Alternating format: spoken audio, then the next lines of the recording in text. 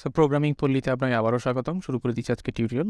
তো last tutorial আমার বাস্কেটের জন্য যে কন্ট্রোলার ছিল, সেই কন্ট্রোলারটা আমরা সবগুলো মেথডই আমরা অলরেডি ইমপ্লিমেন্ট করে ফেলছি। ওকে, ডেভেলপ করে ফেললাম। তো আজকে আমরা টেস্ট করব। সো আমি ভিজুয়াল স্টুডিও ওপেন করলাম, আমার অ্যাপ্লিকেশনটা রান দিব। সো অ্যাপ্লিকেশন রান দিলাম। সো এবার ওপেন ইপিআই ইমপ্লিমেন্টেশন ওপেন হয়ে গেল। দেন আমি হচ্ছে গেট বাস্কেটকে কল করব, ট্রাই ইট আউট। দেন আমি ইউজার একটা মেল দিব।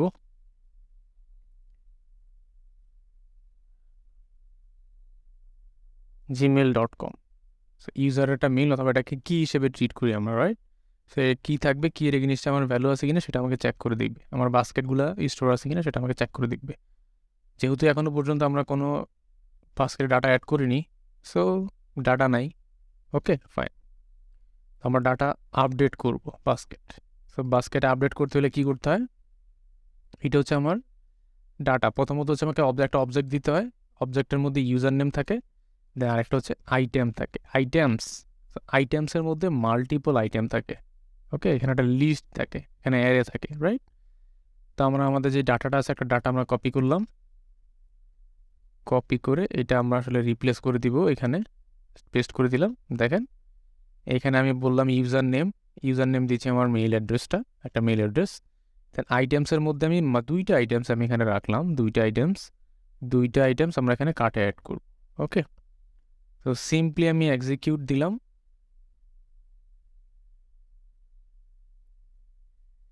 সো এক্সিকিউট হয়ে গেল।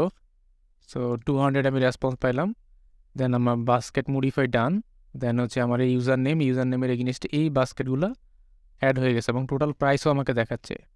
ওকে, দুইটা প্রাইস আমাকে সাম করে এখানে আমি দুইটা টোটাল প্রাইসটা আমি দেখতে পাচ্ছি।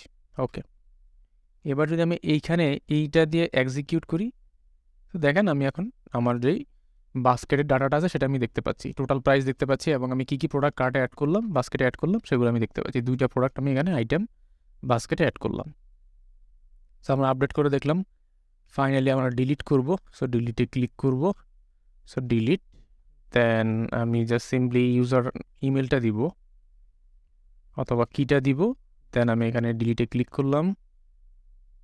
Basket has been deleted. So basket আমি ডিলিট করে ফেললাম। সো আমি এখন যদি গেট করি তাহলে আসলে বাস্কেটটা পাওয়া উচিত না। এখন আর আমি বাস্কেট ডাটা পাচ্ছি না। Basket data load successfully, but বাস্কেটে কোনো ডাটা নাই, এমটি। ওকে, ফাইন। সো আমাদের কোনো একজন ইউজার, সে চাইলে তার যে কোনো প্রোডাক্ট সে বাস্কেটের মধ্যে অ্যাড করতে পারবে, মডিফাই করতে পারবে এবং ডিলিট করতে পারবে। তো সে ডিলিট করতেই পারে। সাপোজ কোনো প্রোডাক্ট সে পারচেস করবে না, ফাইনালি মনে হলো সে ডিলিট করে দিবে, নো প্রবলেম। সো আমরা দেখলাম আমাদের যে বাস্কেট এপিআইটা ছিল, কন্ট্রোলার বাস্কেটের এপিআই যে মাইক্রোসার্ভিস ছিল, সেই মাইক্রোসার্ভিসের জন্য আমরা কন্ট্রোলার লিখলাম, সেটা আমরা টেস্ট করলাম। সেই কন্ট্রোলারের মধ্যে যাবতীয় যত অ্যাকশন ছিল আমার ক্রুড অপারেশনের জন্য, সেগুলো আমরা অলরেডি ইমপ্লিমেন্ট করে ফেললাম। সো আমরা টেস্টেড করলাম। সো পরবর্তী টিউটোরিয়ালে আমরা সেটাকে পাবলিশ করব। সো আইএস এর মধ্যে আমরা পাবলিশ করা দেখব, কীভাবে আমরা পাবলিশ করতে হয় এবং পাবলিশ করার পর টেস্ট করা দেখব।